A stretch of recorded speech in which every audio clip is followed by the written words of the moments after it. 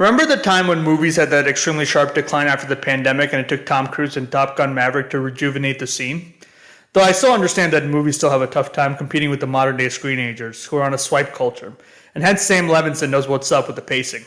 Can you imagine Levinson pitching Euphoria Season 3 to Lordy, Sweeney, and Zendaya? Alright guys, I know you guys are massive movie stars now, but what if we get faster, more fucked up, more drugs, more blood, and Sydney, we're gonna make your titties so big that it's gonna crash into a building. They're like, where can I sign?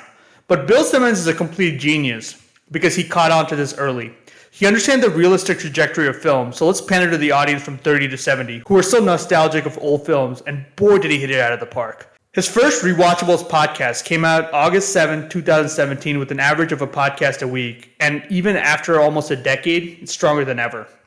The Rewatchables is akin to LeBron, Kareem, or Karl Malone. I guarantee there are going to be spin-offs, or Bill is going to play into his 80s, which honestly, I'll be there in my 60s with dementia, and I'm waiting. I'm going to take a second to mention his team. Obviously, the backbone of this podcast is Mr. Chris Ryan, CR. When Bill and CR get together, it's like LeBron dumping the ball to AD, Nash swerving and creating for Stat, Stockton pick and roll to Malone, executed by Jerry Sloan. In this case, Bill is like Bill Russell, the player coach. There's been a few Rewatchables without Simmons that I loved, aka Wolf of Wall Street with Fennessy, Russillo, and CR, or Pineapple Express with Craig Horvath. But you always need that Isaiah Thomas point that sets up the plays and pays attention to the details. I already mentioned Fennessy, who is that high IQ shooter that comes in and gets hot, like a Duncan Robinson or a Kyle Korver. Alright, that's a bit harsh, I'm just joking. He's more like a Klay Thompson. Well, before he got traded to the Mavs in the hope that Nico isn't going to do something stupid. Van Lathan comes in like a wrecking ball and just takes over sometimes. Calling the Dion Waiter seems like I'm not doing him justice, but remember the year when Michael Beasley was with the Knicks, averaging a point a minute? That's Van, and I love the fact that he's a staple of the podcast now. Now that I mentioned one horn dog, now the other, Miss Mallory Rubin.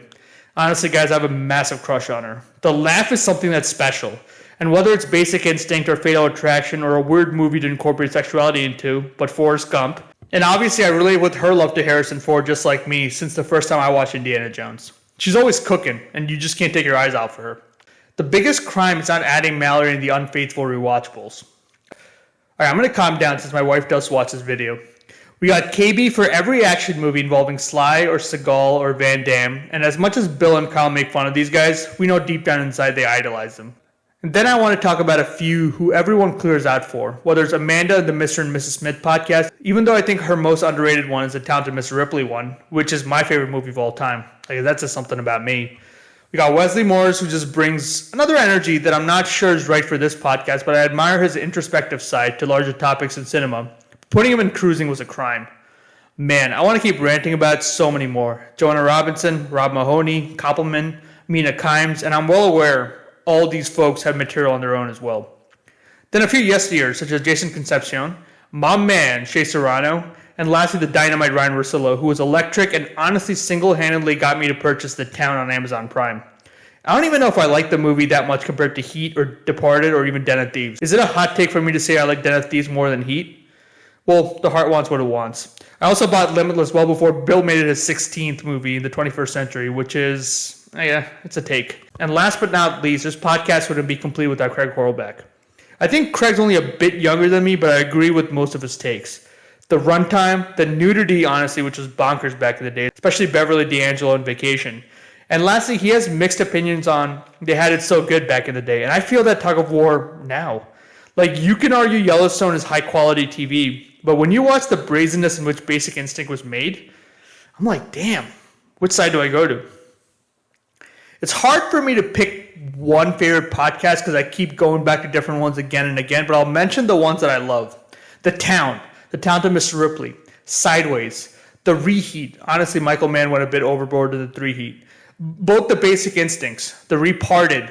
This is a ridiculous section of this video since I'm on Spotify right now and scrolling, and I literally want to name F1 as well. But I know there's a bunch before that I'm obsessed with, so I'm going to cut this exercise short. These guys are a bit hard on Tom Cruise or Seagal or Sly or Cage or Arnold, but this reminds me of when Bayless goes at LeBron. And I do understand this a bit.